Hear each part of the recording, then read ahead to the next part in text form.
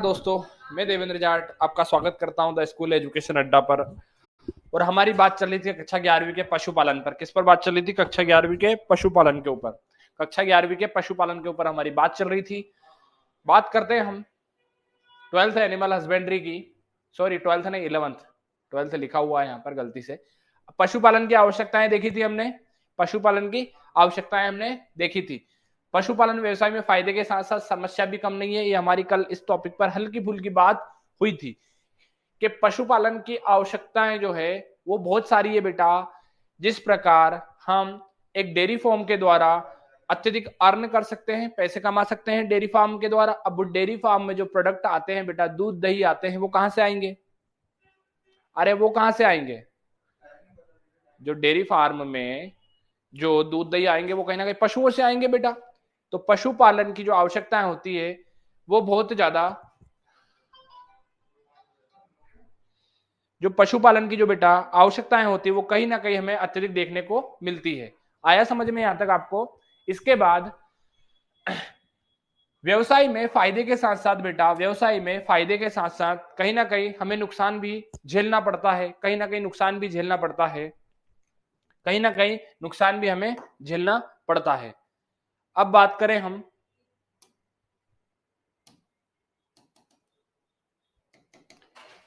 एक मिनट रुकना बेटा।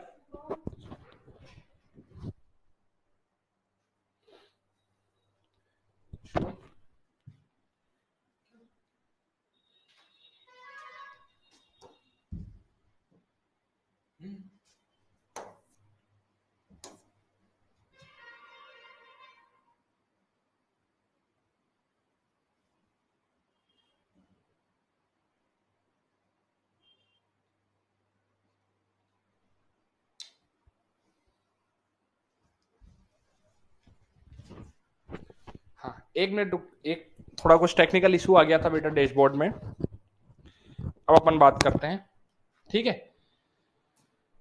पशुपालन व्यवसाय में फायदे के साथ साथ, पशुपालन व्यवसाय में फायदे के साथ साथ, पशुपालन व्यवसाय में फायदे के साथ साथ, पशुपालन व्यवसाय में फायदे के साथ साथ समस्याएं भी कम नहीं है। पशुपालन व्यवसाय प्रारंभ करने से पूर्व इससे जुड़ी आवश्यकताओं व कठिनाइयों से परिचित होना आवश्यक है। इस व्यवसाय से संबंधित कुछ आवश्यकताएं निम्नलिखित है। वो आवश्यकताएं हम देखने वाले हैं बेटा, वो आवश्यकताएं हम देखने वाले हैं। ये हमारी कल बात हुई थी इस बारे में, यहां तक भी हमारी बात हो गई थी। पशु प्रजनन से संबंधित जो समस्याएं थी इस बारे में हमारी बात हुई थी बेटा। इस बारे में हमारी बात हुई थी बेटा। पशुओं के सुधारने के उपाय, पशुओं को सुधारने के उपाय, यहां पर अपनी बात चल रही थी। इसके बारे में अपनी हमारी बात चल रही थी बेटा। इसके बारे में हमारी बात चल रही थी। इसके पहले जो पशुपालन के जो प्रजनन में जो भी समस्या आती थी उस समस्याओं के बारे में हमने भी विस्तार से पढ़ लिया था, क्या क्या समस्या आई। क्योंकि हमारे यहाँ उत्तम क्वालिटी के सांड की अनुपलब्धता भी कहीं ना कहीं पशु प्रजनन की समस्या बनी हुई है। साथ ही साथ में पशु प्रजनन में जो आहार की जो कमी है, जो पौष्टिक आहार है, उसकी भी कहीं ना कहीं कमी हमारे देश में हमें देखने को मिलती है। हमारे किसानों के, हमारे पशुपालकों के पास समुचित ज्ञान ना होना, समुचित जानकारी ना होना, इसकी भी एक समस्या है हमारे पशुपालकों के साथ हमेशा बनी रही है। साथ ही साथ में बार बार पशुओं का ऋतुमय होना, ये भी हमने इस बारे में हमने बात करी है कि बार बार अगर पशु जो है अपना ऋतुमय होता है तो कहीं ना कहीं पशु प्रजनन आसानी से, जो प्रजनन का कार्य है वो आसानी से नहीं कर पाते हैं। क्योंकि पशुपालक को भरोसा होता है कि इस बार हमारी जो गाय है, हमारा जो पशु है वो कहीं ना कहीं गर्भधारण किया हुआ है, लेकिन कुछ ही समय बाद वह पशु पुनः ऋतुमय हो जाता है और पशुपालक की जो संभावना रहती है या फिर जो उम्मीद रहती है उस उम्मीद पर कहीं ना कहीं पानी फिरता हुआ हमें दिखाई देता है। इसलिए बेटा कभी भी किसी भी से अत्यधिक उम्मीद ना लगाएं, जो भी करें अपने भरोसे पर करें। इसका मतलब ये तो नहीं है सर कि हम खुद पशु बनकर दुग्ध उत्पादन करें, नहीं बेटा ऐसा नहीं है। मैं तो बता रहा हूं एग्जाम्पल के रूप में कि कभी कभी हमेशा आंख मूंद कर भरोसा नहीं करना चाहिए, आंख मूंद कर भरोसा नहीं करना चाहिए।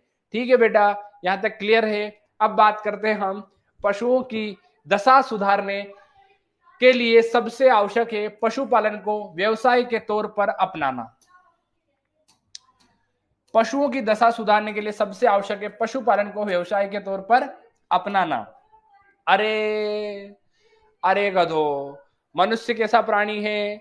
अरे क्या मनुष्य तो एक लालची प्राणी है। कैसा प्राणी है? लालची प्राणी है। जब तक उसे फायदा नहीं दिखेगा बेटा, तब तक वो कोई भी काम नहीं करेगा। अरे जब तक उसको फायदा नहीं दिखेगा, तब तक वो कोई भी काम नहीं करेगा। उदाहरण के तौर पर आपने गलियों में फिरते हुए बेल देखे होंगे बेटा। गलियों में फिरते हुए बेल देखे होंगे। गलियों में फिरते हुए क्या देखे होंगे? बेल देखे होंगे। गलियों में फिरते हुए बेटा बेल तो देखे होंगे आपने। गलियों में फिरते हुए बेल देखे होंगे, लेकिन उन बेलों की कोई कदर नहीं होती है। उन बेलों की कोई कदर नहीं होती है, क्योंकि उस बेल से हमें कोई फायदा नहीं होता है। उस बेल से हमें कोई फायदा नहीं होता है बेटा। उस बेल से हमें कोई फायदा नहीं होता है। और कुछ ऐसे बेल देखे होंगे बेटा, कुछ ऐसे बेल देखे होंगे आपने कुछ ऐसे बेल देखे होंगे आपने। अरे मैं तुम्हारी बात नहीं कर रहा हूं, बेल की बात कर रहा हूं, पशुओं की बात कर रहा हूं। खैर तुम भी बेल हो वो एक अलग बात है। बेल भी दो प्रकार के होते हैं बेटा। सब सुनने का नजरिया है बेटा। किसका नजरिया? सुनने का और सोचने का नजरिया है। कि सर एक बेल तो ये होता है और एक बैल ये होता है। एक बेल तो जो हम घरों में कहते हैं ना बेटा, कि एक पौधा लगाया और उसकी बेल हमने ऊपर चढ़ा दी, एक तो बेल वो है। और एक हमारे जो खेती में काम आता है, एक बैल वो है। एक होता है बेल और एक होता है बैल। सुनने और समझने की जो तुम्हारी क्षमता या फिर जो तुम्हारा तर्क है बेटा, वही इन चीजों को अलग अलग करता है। नहीं तो तुम बेल को बैल और बेल को बैल बोल सकते हो। तो शब्द एक ही है, लेकिन अर्थ बहुत उनके अलग अलग है। एक होता है बेल, जो झाड़ियों के द्वारा या हमारे घरों पर जो हम सजावटी पौधे लगाते हैं, उनकी बेलें हमारे घरों के आसपास लटकती है, उसे बैल बोलते हैं। और एक होता है बैल, एक होता है बैल जो कि पशुपालकों के बहुत काम आता है। अब हमारी बात चल रही थी इस बेल के बारे में।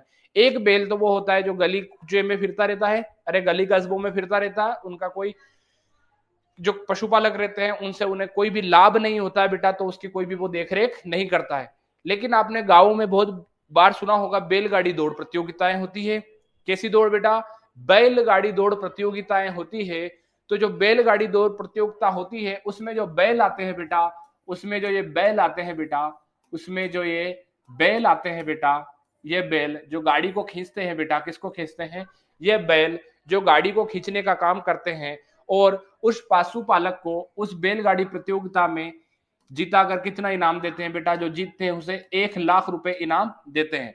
अब ये बैल उस पशुपालक को इनाम दे रहे हैं, तो बेटा इन पशुओं को वो कैसा रहेगा? इन बैल को कैसे रखेगा? वो अपने बच्चों की तरह पालेगा। इन बैल को कैसा पालेगा? वो अपने बच्चों की तरह पालेगा। जितना खाना पीना वो अपने बच्चों को नहीं देगा, उससे अधिक इन बैलों को वो खाना पीना उपलब्ध कराएगा।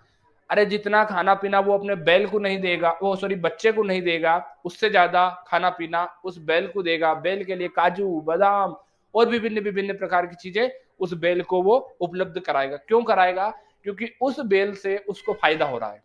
उस बैल से उसको फायदा हो रहा है। और मनुष्य तो कैसा प्राणी है बेटा? कि मनुष्य तो लालची प्राणी है। जहां पर उसे फायदा नहीं दिखेगा वो वहां पर काम नहीं करेगा। आया समझ में? तो यही बात है कि पशुओं की दशा सुधारने के लिए सबसे आवश्यक है पशुपालन को व्यवसाय के तौर पर अपनाना, इसे आर्थिक दृष्टि से लाभप्रद बनाना। पशुओं की दशा तभी सुधरेगी बेटा जब पशुपालकों को यह समझ में आ जाएगा, ये जो कृषि करने वाले लोग हैं उन्हें समझ में आ जाएगा कि पशुपालन के द्वारा हम अत्यधिक पैसा कमा सकते हैं, अत्यधिक हमारी जो इनकम है उसे बढ़ा सकते हैं। जब इस बारे में उस पशुपालक या किसानों को पता लग जाएगा कि ये पशुपालन भी एक बहुत उत्तम प्रकार का व्यवसाय है, इससे हम अधिक से अधिक धन कमा सकते हैं, धन अर्जित कर सकते हैं, उस परिस्थिति में बेटा पशुओं की दशा सुधर जाएगी। उस अवस्था में पशुओं की दशा सुधर जाएगी। उस अवस्था में अरे जब हम किसी से फायदा लेंगे तो उससे चिकड़ी चुपड़ी बातें करेंगे, मनुष्य कैसा प्राणी है? तो मनुष्य लालची प्राणी। जब कोई हमसे चिकनी चुपड़ी बातें करने लगे, जब हमारा अत्यधिक ध्यान देने लगे, तो समझ जाना चाहिए मामला गंभीर है, मामला गड़बड़ है। मतलब इसे हमें किसी ना किसी चीज की आवश्यकता हमसे है। तो जब भी कोई बेटा आपसे चिकनी चुपड़ी प्यार भरी बातें करने लग जाए, तो मतलब समझ जाना कि इसके पीछे कुछ ना कुछ कारण तो है बेटा। इसीलिए जब पशु को हम बहुत अच्छे से देखभाल करने लग जाए, मतलब हम पशुओं से क्या प्राप्त करना चाहते हैं कि हम पशुओं से आय प्राप्त करना चाहते हैं। इसीलिए पशुओं को हम बहुत अच्छे से रखते हैं और जब ये व्यवसाय के रूप में स्थापित होता है, हमें अत्यधिक आय प्राप्त होने लग जाती है, तब ही बेटा तब ही हमें इन पशुओं को अच्छे से रखेंगे, तब हम उनसे आय प्राप्त कर सकें। इसीलिए कहते हैं बेटा कि जब किसानों को या पशुपालक को ये समझ आ जाए बेटा कि हाँ, पशुपालन को एक व्यवसाय के तौर पर हम स्थापित कर सकें, उसी परिस्थिति में पशुओं की दशा में सुधार आ सकता है, अन्यथा पशुओं की दशा में सुधार नहीं आएगा। ये एक कहने वाली बात है। अब इसमें कौन कौन सी बात है बेटा, उसके बारे में हम बात करते हैं। पशुपालन के लिए उन्नत नस्ल की गायों तथा भैंसों का चयन करना चाहिए। ये पॉइंट पकड़ना बेटा कि जब भी हम पशुपालन करें तो वहां पर उन्नत नस्ल की जातियों का चयन करना चाहिए, उन्नत नस्ल की जातियों का चयन करना चाहिए। अब अगर इसको अगर समझे तो जब तुम कहीं पे जाते हो बेटा, तो वहां पर 10 लोग रहते हैं और 10 लोग में से आपको एक चयन करना होता है, तो तुम किसका चयन करते हैं? सबसे सुंदर का। अरे वो वाली बात नहीं कर रहा हूं मैं, तुम उस पे मत चले जाना सर। हाँ, आप तो वही वाली बात कर रहे हो जो सुंदर वो हमारा, ऐसे ही वाली वो वाली बात नहीं है ना। सबसे अच्छे का चयन करेंगे तभी सबसे अच्छा परिवार चलेगा। अरे तुम सबसे अच्छी नौकरी लोगे तो ही तुम्हारा लोग सबसे अच्छा सगाई शादी के समय पर चयन करेंगे। तुम कृषि के क्षेत्र में बहुत अच्छा करोगे और आगे चलकर अच्छी अच्छी कृषि तकनीकों का उपयोग खेती के रूप में करोगे, पैसे कमाओगे और साथ साथ एग्रीकल्चर पढ़कर कृषि कॉलेज में जाकर या तो अच्छी अच्छी कृषि विभाग में आप नौकरियां पाओगे, तभी आपका चयन होगा। और अगर सामने वाले आपका चयन करेंगे तो कितने घर सुधरेंगे बेटा? 2 घर सुधरेंगे। एक तो लड़की का जीवन तो सुधरना ही सुधरना है और तुम्हारा भी जीवन सुधरना ही सुधरना है। और अगर तुम निठल्ले घर पड़े रहे तो तुम्हारा चयन कोई नहीं करेगा, तुम्हारा चयन कोई नहीं करेगा। इसीलिए बेटा जीवन में शिक्षा का महत्व बहुत ज्यादा है। अगर आप शिक्षा प्राप्त करोगे तो कहीं ना कहीं बहुत अच्छी जगह पर चयनित हो पाओगे, चाहे वो कृषि विभाग हो, चाहे वो दूसरी बड़ी बड़ी कंपनियां हो, सभी में आप चयन हो सकते हो। चाहे किसी लड़की के माँ बाप की नजर में भी आप चयन हो सकते हो। अगर ये सारी स्थिति आपके साथ नहीं बनी तो आप किसी में भी चयन नहीं हो पाओगे। और चयन होने के लिए आपको क्या करना पड़ेगा बेटा? पढ़ना पड़ेगा। क्या करना पड़ेगा? पढ़ना पड़ेगा। यहाँ तक बात सभी को क्लियर हो गई होगी। इसीलिए बेटा पशुपालन के लिए उन्नत नस्ल की गायों तथा भैंस का चयन करना चाहिए तथा अपनी गायों को उन्नतशील विदेशी सांडों से गर्भित कराना चाहिए। कि अगर हम उन्नतशील नस्ल के चयन नहीं कर पाए और हमारे पास कोई देसी नस्लें हैं, देसी नस्ल की गाय या देसी नस्ल का भैंस है, तो उसे हम आने वाली पीढ़ी को अच्छी नस्ल बना सके, इसलिए विदेशी सांडों के साथ उसका गर्भधारण करवाना चाहिए, जिससे हमारी आने वाली नस्लें पशुओं की बहुत उन्नत या उत्तम प्रकार की हमें प्राप्त हो सके। अरे यहां तक क्लियर है बेटा? अगली बात करते हैं बेटा, नस्ल सुधार केंद्र की स्थापना होनी चाहिए। अरे नस्ल सुधार केंद्र की स्थापना होनी चाहिए। होनी चाहिए कि नहीं होनी चाहिए? कि सर हाँ होनी चाहिए।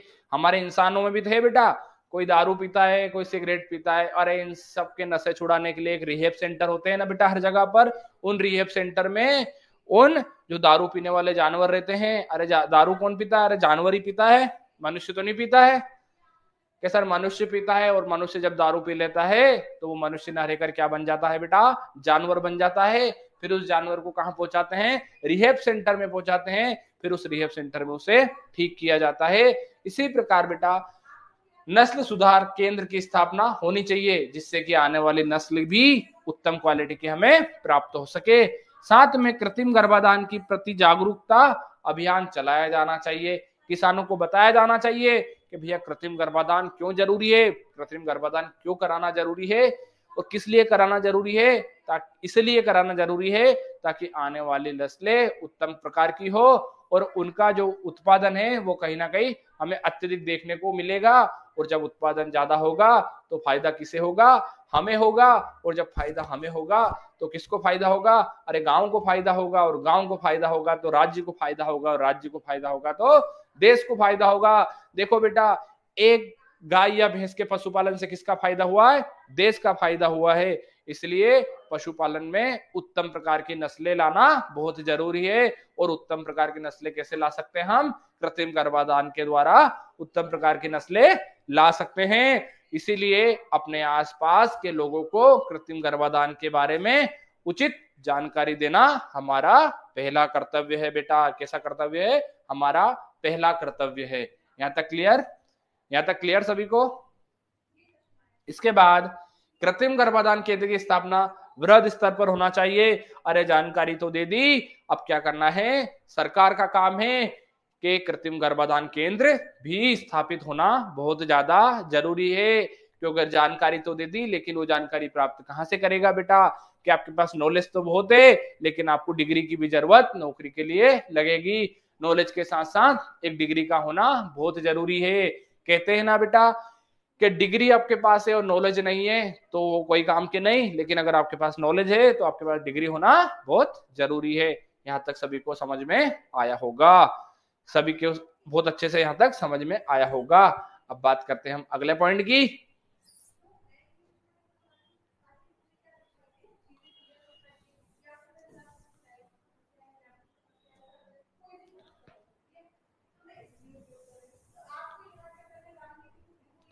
अब बात करते हैं अगले पॉइंट की। चारागाह का समुचित प्रबंध होना चाहिए। अरे खिलाने के लिए उन्हें क्या होना चाहिए? चारा होना चाहिए।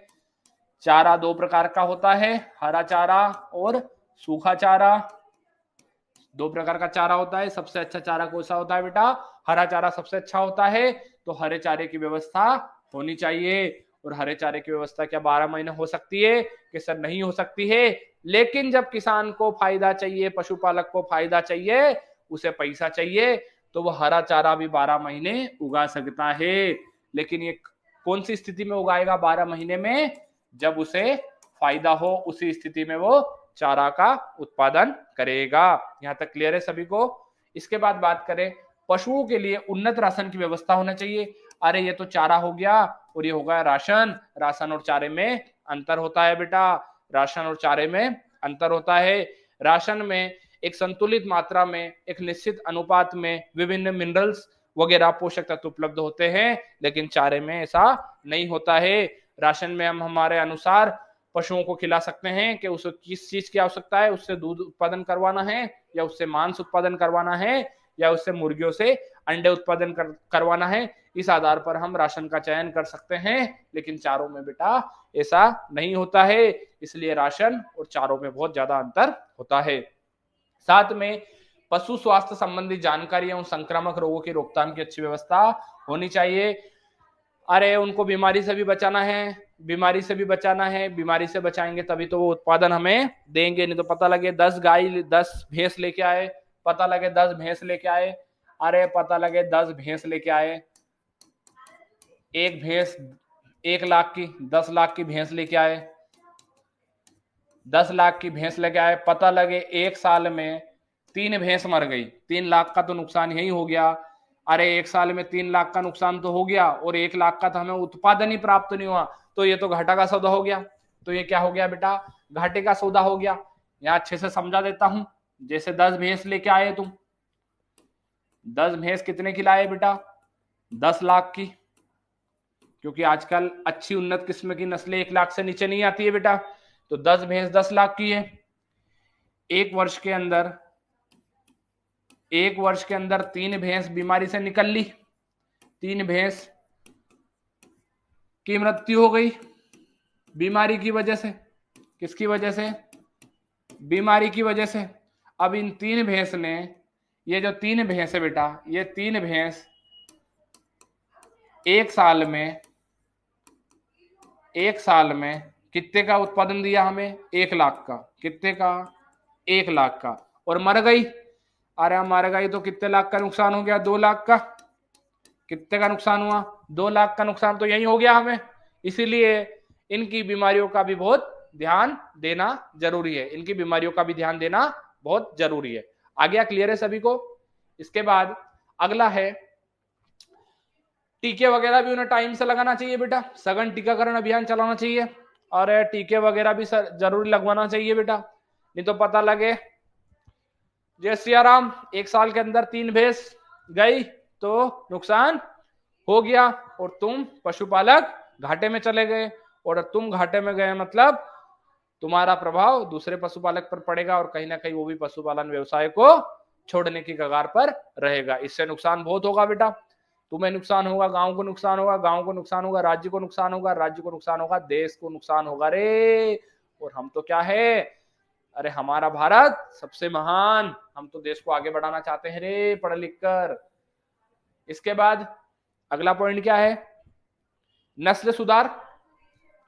नस्ल सुधार प्रयास के दौरान अपने देश की तथा स्थानीय दुधारू नस्लों का चयन करना चाहिए तथा उनका उचित विकास करना चाहिए। इसे जलवायु में वह अच्छे तरीके से रह सकती है तथा अधिकतम उत्पादन दे सकती है। कहने का मतलब है बेटा, नस्ल सुधार में सिर्फ हमारी देश की नस्लों का ही हमें सुधार करना है, कोई बाहर की नस्ल विदेश से लाके हम यहाँ पर पालन नहीं कर सकते हैं, क्योंकि हमारे देश में विभिन्न विभिन्न राज्यों में अलग अलग वातावरणीय स्थितियां होती है। जिस देश से हम वो गाय लेके आएंगे और अगर उस देश की जो वातावरण हम यहाँ पर उस गाय को अगर या उस भैंस को उस प्रकार का वातावरण नहीं दे पाएंगे तो हमें उतना उत्पादन नहीं होगा। इसीलिए स्थानीय गायों या स्थानीय पशुओं का हमें सुधार करना जरूरी है, ताकि वो उनका जो वातावरण है पहले से ही वो उस वातावरण में अच्छे से अनुकूल वातावरण उनके लिए उपलब्ध होता है और उस अनुकूल वातावरण में वो अच्छे से ज्यादा उत्पादन दे सकती है। तो बेटा यहाँ पर हमारी बात हो गई है किसकी, नस्ल सुधार प्रोग्राम वगैरह जो भी पशुओं के लिए किस किस प्रकार से हम, यहां तक हमारी बात हो गई है। अब ये 8, 9, 10, 11 पॉइंट और बचे हैं, इसके बारे में कल पढ़ेंगे हम। और जब तक आप पशुपालन के बारे में बहुत अच्छे से पढ़ते रहे, मैं विश्वास दिलाना चाहता हूं आपको कि आप सिर्फ 11वीं पास ना होगे, आप 12वीं में भी अपने जिला में मेरिट में आओगे। जितना मैंने पढ़ाया उतना पढ़ लोगे और आने वाले समय में अच्छे से अच्छे कृषि कॉलेज से आप शिक्षा प्राप्त करोगे, और कृषि कॉलेज से शिक्षा प्राप्त करने के बाद आप राज्य की कृषि परीक्षा चाहे देश की कृषि परीक्षा में पास करके हमारे देश को, हमारे राज्य को या हमारे घर वाले को कृषि के क्षेत्र में गौरवान्वित करने का आप काम करोगे। तब तक के लिए जय हिंद, जय भारत, जय कृषि, जय विज्ञान। मिलते हैं कल की क्लास में, तब तक के लिए बाय।